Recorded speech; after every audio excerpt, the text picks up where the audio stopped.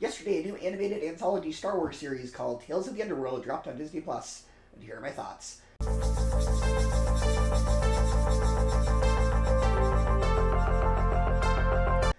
Now, for those who don't know or may not remember, in 2005 at Star Wars Celebration, George announced plans to make a live-action Star Wars series with a very similar title. Similar to Andor, it was going to be more mature and gritty, and it's set in development for years because Lucas's priority was mentoring Dave Filoni while they worked on Clone Wars. And then Disney bought Lucasfilm and axed the Underworld project. There was also a game in development called 1313, which was going to follow Boba Fett in the Underworld, and was rumored to be the first M-rated Star Wars game, until again, Disney axed LucasArts division and outsourced everything to EA.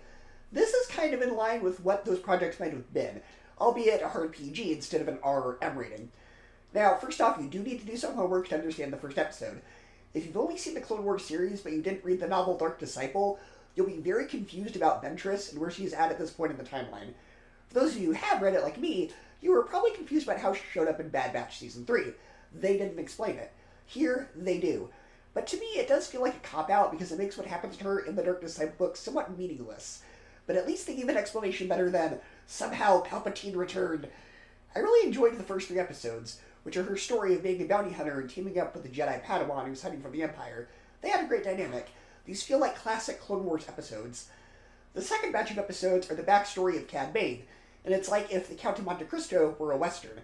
It's a nice revenge tale that shows the origin of Cad Bane, and how he became the legendary bounty hunter we meet in Clone Wars, and it somewhat humanizes him without taking away his ruthlessness. If you're a fan of the Clone Wars series and you want to see more stories involving Cad Bane and Ventress, it's a series definitely worth watching. For me, it gets an A-, 9 out of 10, and 4 out of 5 stars. It is a must-watch for Clone Wars fans.